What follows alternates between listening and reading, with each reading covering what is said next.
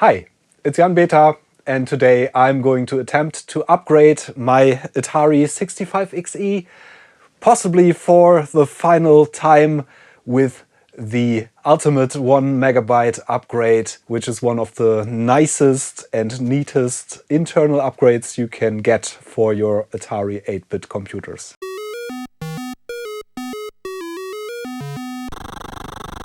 So I've made quite a few videos about this particular machine. I struggled with upgrading it with a kind of DIY 320 kilobytes RAM upgrade and made several videos about that.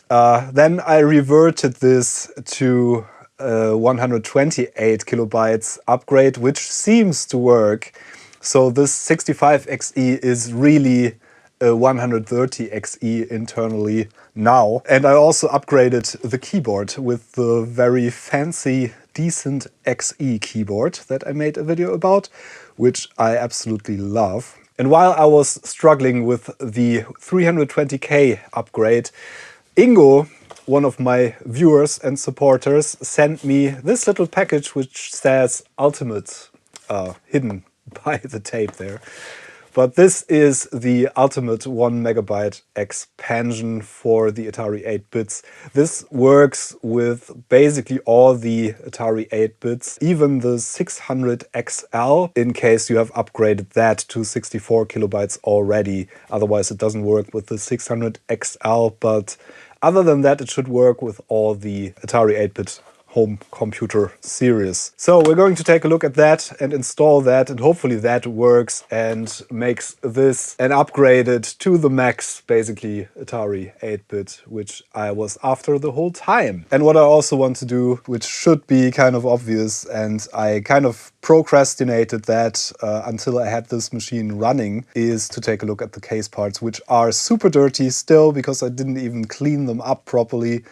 And they are a bit yellowed. I'm not quite sure what to do with these. I am going to try to clean them up and do some retrobrighting to get rid of the pretty severe yellowing, especially in this left part of the casing. And then we're going to see. I considered just painting this black because I think it would look awesome with the keys. But yeah, it kind of gets a Atari Falcon vibe with these dark gray keys and the brighter gray case. I'm just going to see how the retrobrighting turns out, and then I'm going to make that decision. First thing is to crack this thing open one more time and have a look at installing the 1MB. And while I'm in here, I'm just going to give the case parts a very good scrubbing and a soak in some soapy water. That's the order of operations. Basically doing everything at the same time, as usual. We're going to see. I'm just going to turn this off. Can see the backlighting probably, which is pretty neat. And open it up. And of course, I am going to link all the videos and the Ultimate 1MB in the video description in case you're interested, maybe after seeing this video. These things were designed by Kendall Sin and are currently sold by Lotarek in Europe, I think, from Poland. I don't know if they are available elsewhere. Probably they are, but that's where this, I guess, came from. That's the European source for these. Yeah, we're going to open this up one more time and install the expansion, and hopefully that works. Going to be a bit of soldering because we need to attach some pins from the expansion to the CPU. And I think we also have to remove 2 chips because they are not socketed in this system. Even though I socketed a lot of stuff, but I didn't socket the system ROM and the MMU, I think. We're going to see. So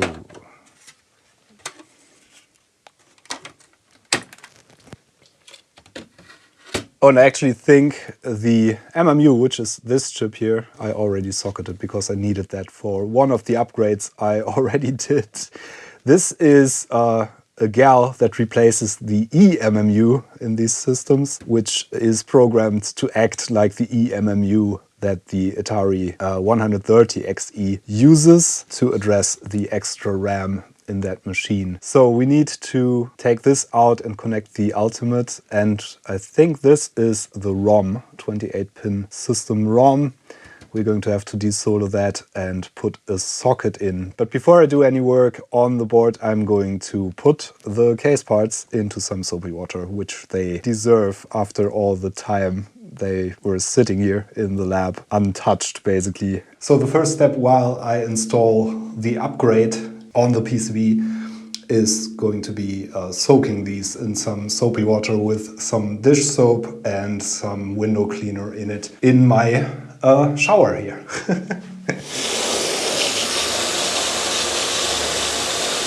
And I'm just going to let these soak for a couple of hours probably, or for as long as I need to install the upgrade. Let me take a couple of seconds to thank the sponsor for this video, PCBWay, my favorite manufacturer of prototype PCBs. They also do CNC machining, 3D printing, sheet metal fabrication, you name it. Basically a one-stop solution for all your tinkerer needs. I highly recommend checking out their website. Their pricing is super reasonable, delivery is fast, and working with them is an absolute pleasure. Back to our Atari modifications. And yeah, the Ultimate upgrade comes with some wires which we are going to have to solder to the processor. It comes with two of these flat flexes, one of which goes where the original ROM goes, I think that's here, and the other one goes where our MMU goes, that's here. And this is the upgrade itself, which we are going to place somewhere here above the RF modulator. And I'm going to have to come up with a nice way of attaching that. This is actually a very nice expansion. This comes with a programmable flash chip, and these are the RAM chips, I think. And this has a menu where you can set things up, and has programmable ROM slots for 4 different system ROMs that you can put in there. It comes with Sparta OS pre-installed and all kinds of nifty features. This also works with the side card and can use that as a kind of hard disk. But I don't have that yet. If this works beautifully, I'm probably going to get one at some point. But for now, this is a memory expansion. And you can switch the memory expansion part to different configurations as well. So you have all the memory expansions that exist for the Atari 8-bit in this neat little package. Just requires a bit of work because we have to remove one chip in this case. If you don't have the MMU socketed, you have to remove that too. And we have to solder some wires to the processor. 4 wires to be precise. I think the reasonable way to start this would be to desolder the system ROM first. So yeah, this one and this one, these both next to each other basically.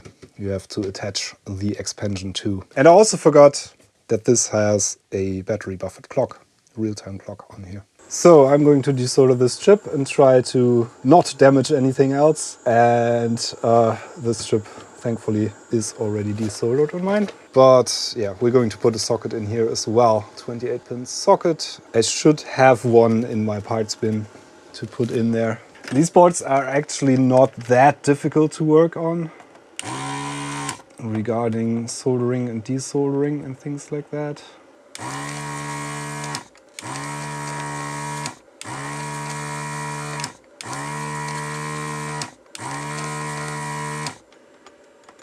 Yeah, it's already coming out, I think. There we go. That wasn't difficult at all. I'm going to clean this up a bit and see if there's any broken traces, but I don't think so. And it appears we left the traces intact. I'm going to make sure that I align the little notch in the socket with the notch on the chip. So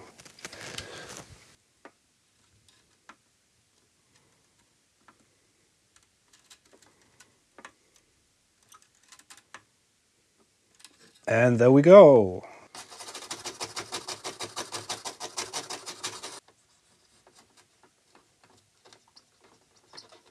Okay, that looks reasonable to me. So now we have to remove the MMU to plug the cable in, and we are going to have to connect 4 wires to the CPU, which are on pin 35, 36, 40 and 39. So there's 4 wires which go onto these pins on the CPU on this side here. The points where the connections should go on the CPU are actually very nicely laid out on Lotarek's website, which I'm of course going to link in the video description. So this is where one of our cables goes, this is where the other goes, and we make the connections here. So this is our cables, and the instructions say to keep these as short as possible. They are pretty long wires here, so we're going to figure out a way to mount this and then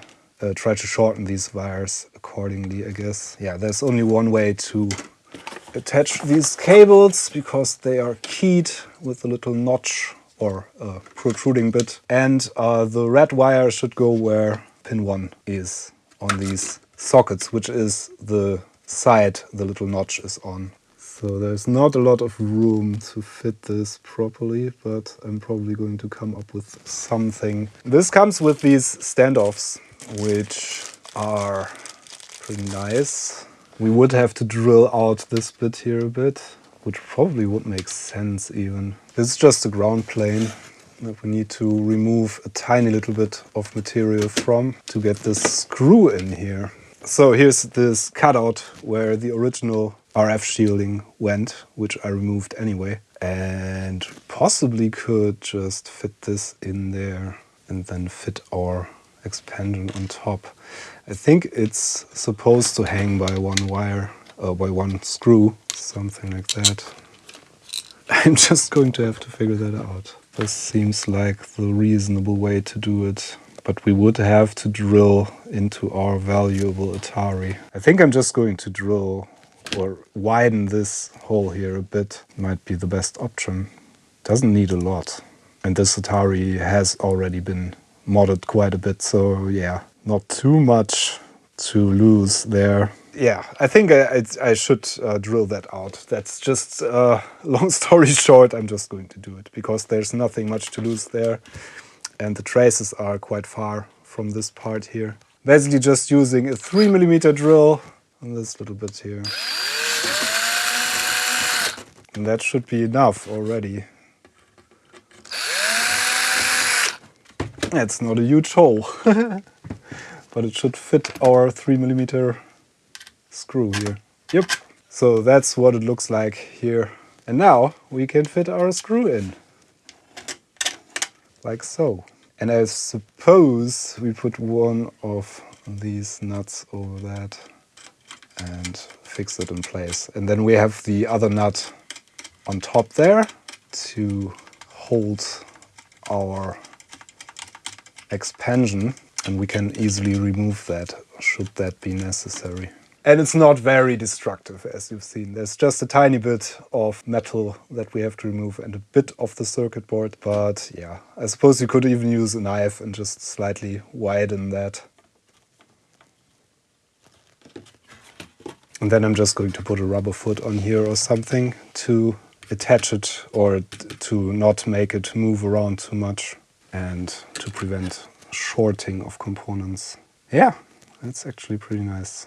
I drilled into an Atari board today. It's not my favorite thing to do, but yeah, very minor, as I said. I suppose I'm just going to use one or two of these 3M bump-on rubber feet to prevent this from hitting the RF modulator. But I'm going to have to clean the RF modulator lid a bit before I do that, because that is just rusted beyond recognition. Just going to put this into some vinegar, I think. So this just goes into a little lid from a peanut butter jar with some pretty concentrated white vinegar.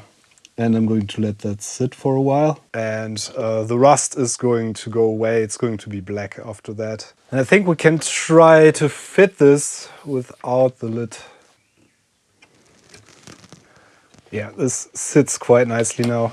And we definitely need something to hold it up on the other end. But this is a test fit. So the red marked wires go where the notch on the sockets is.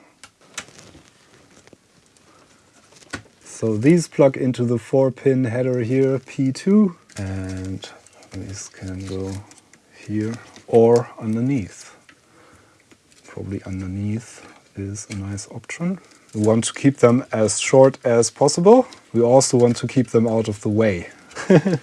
So this is how these are supposed to be connected. This is P2, our connector on our Ultimate, and these are the pins on the processor we have to connect to. There's our notch. So pin 1 is on the left side from the notch, and indeed the pins we have to connect to are on the outward facing side from this perspective of the circuit board on the CPU. Just going to solder them straight to the CPU pins, I think, even though the CPU is socketed, because I did some experiments with that in a previous video as well. By the way, the processor in these Ataris is mostly marked up as CO14806, even though it's a 6502 MOS part. This one is made by Rockwell as well, who made these licensed by MOS. So I'm just going to cut these pretty short, because it was recommended to keep them as short as possible. I'm going to strip a tiny bit of insulation here on each one. And we should tin these probably, and then tin the pins as well. So I'm just going to put a tiny bit of solder on each of these stripped wires, shortened and stripped, to make it easier to solder them to the chip. So the reset pin is pin 40, and that should be our black wire from this perspective. So pin 40 is the rightmost pin from this perspective. Just going to put some solder on these pins that we need to solder to. Maybe some flux on the pins as well. These might be a bit dirtied up over the years.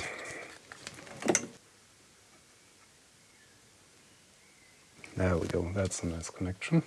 Pin 39 is our Phi 2, and that is the green wire in this case. Yep. Pin 36, that is our RW, read-write. That's the blue wire. And the last one is pin 35, that's our hold pin. Yep, doesn't look too bad. And our cable is relatively short, probably going to add some cable tying here and things like that to keep it in place nicely. But that should be the soldering part over with. Okay, so here's how I connected this. This connector here on the 4-pin header has the green wire facing us from this perspective. Green is the Phi 2 that goes to pin 39. Blue is the read-write that goes to pin 36. Black is our reset that goes to pin 40, and red is our hold that goes to pin 35. Looks good so far. So now time to put our connections into the chip sockets there and give this a bit of a test run, I guess. So I double-checked my connections. I connected the keyboard back up. You should be able to hold down Help and Reset and turn this on and get to the menu from the Ultimate 1MB. Let's try that. Holding down Help and Reset and turning this on. And we get a red screen. Turning this on without holding down everything. And we get a blue screen. Oh, there we are. Sparta-DOS-X. Oh, okay, I don't hold it down while running this. I hold down Help and then Reset.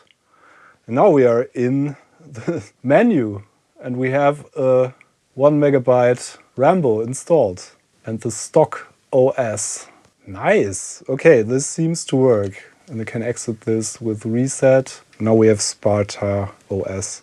So yeah, hold down Help and then press reset and you get to the ultimate menu, which is pretty cool, of course. And we can select things, site hardware. Nice. Yeah, this seems to work. Configuration saved. So it's not that difficult to hook this up really, but yeah, it requires some soldering and some connections to be made. And the instructions on the website are relatively sparse, but yeah, this works. That's pretty cool so far. I'm going to take a look at the case and things like that next, I think, to put this properly back together. I really don't want to run it too long like this with everything exposed. So yeah, we're going to take a look at the case next. I read up a bit, and this is actually an older version of the firmware. There's a newer version available for the Ultimate1MB that has a lot more compatibility and more options and things like that. I'm going to update to that at some point, but this video is more about installing the hardware, which remained the same. Speaking of hardware, let's take a look at the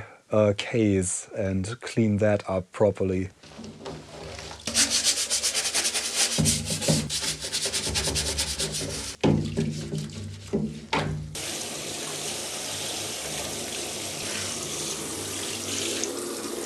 Yeah, it does look significantly better already, but as you can probably see, the top half of the casing is more yellow than what the original color is supposed to look like, which can be seen on the bottom. So yeah, not sure if retrobrighting is going to be a good idea with these gray plastics, but we're going to try anyway.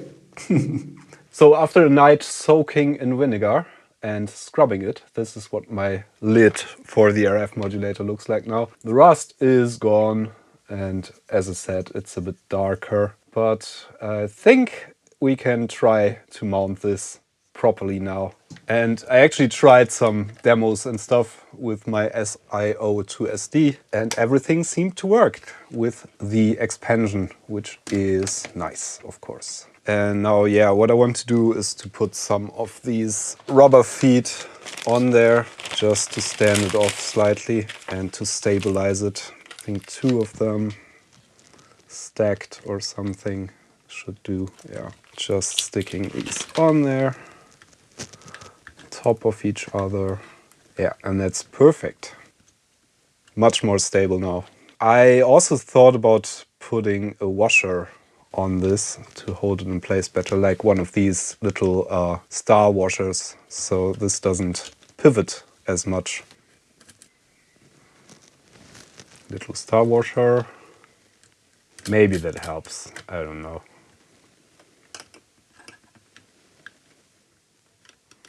Yeah, that's not bad. Doesn't pivot.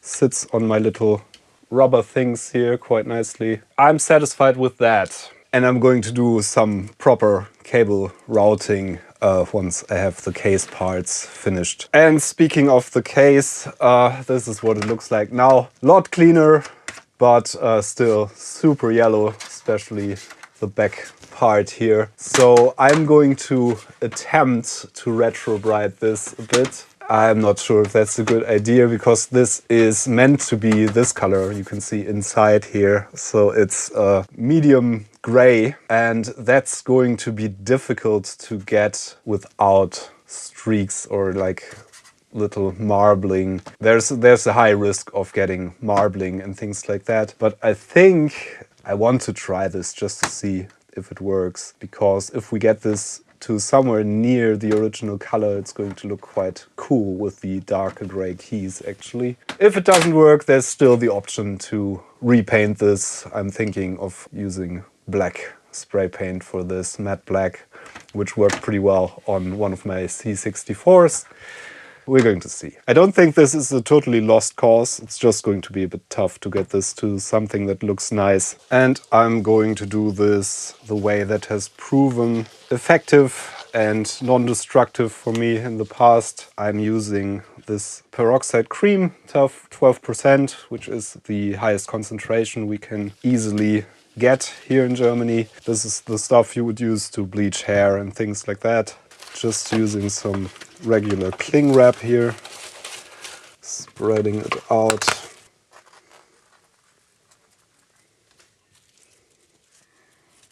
I found that spreading a thin layer of this on the cling wrap actually helps with getting it more even, but it's not strictly necessary.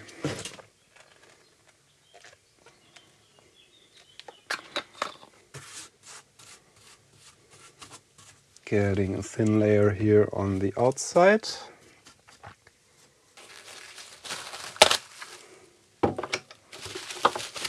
That's that one coated. So this only is yellowed on the side here and on the back, I think. So we're going to primarily focus on putting some on there.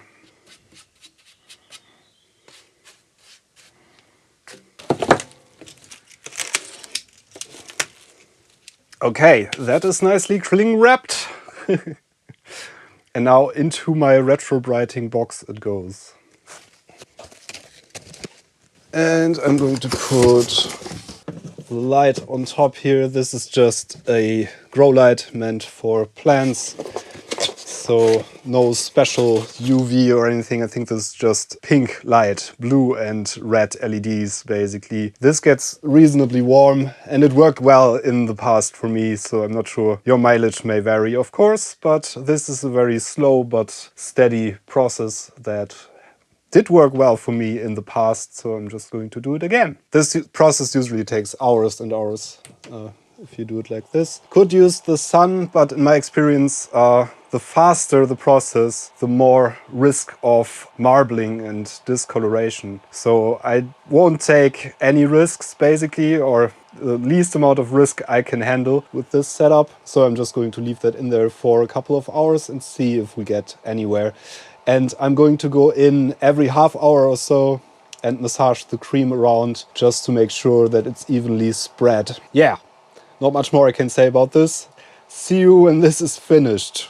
Later. Well, it's the next day, and after approximately 9 hours or thereabouts of retrobrighting, this is what the result looks like. It's way better than I expected it to ever get. You can still see some minor yellowing here, and it's not quite the original color, but it's very, very close, and I'm super satisfied with how this turned out. It's always kind of amazing how well retrobrighting works. And yeah, with these gray plastics that are not quite bright colored, it's always a bit hit and miss, but this one, I don't see any marbling at all. There is still some slight yellowing, but it's so much better than it was. Only problem is that, unfortunately, the badge here is a bit compromised, so I don't think I'm going to be able to patch these worn-off spots up. So probably at some point I'm going to get a new badge for this. But yeah, this is what this looks like now, and it is really, really good. There's still some yellowing here, you can see it on the back especially, but kind of looks sort of as good as new. Possibly the best outcome I could hope for. So that's good news. Let's do some cable routing and then we're going to put this whole thing back together. So, for the routing of the cables, I think I am going to use some cable ties here. And I think maybe this can go under the whole thing here. This one here, I think I can't do anything about that, but this one might be possible to route it kind of under the PCB. Something like this, maybe? Yeah, I don't think there's much more I can do. It looks kind of reasonably clean. And of course, the next concern is whether this still works after putting it back together. But I suppose so. Hopefully, it's still going to work.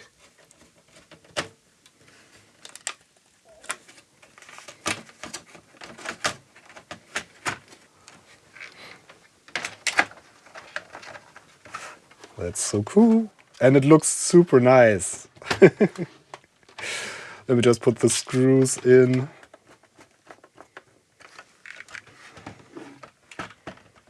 This looks really nice now.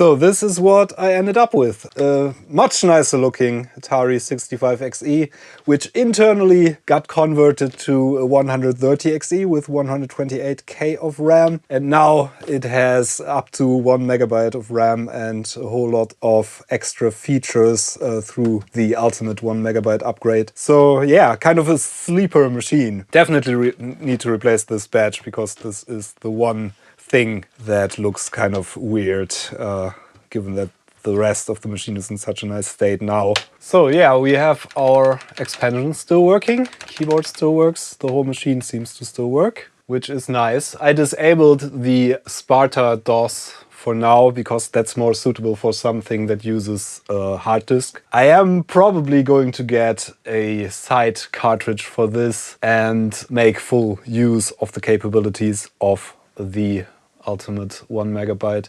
And I am definitely going to upgrade the firmware. There's a much more compatible firmware available for this thing now. But so far, I'm super pleased with this. This is really, really nice. And we can run stuff that's meant for more memory and it recognizes the memory fine. This is the Cyberpunk demo.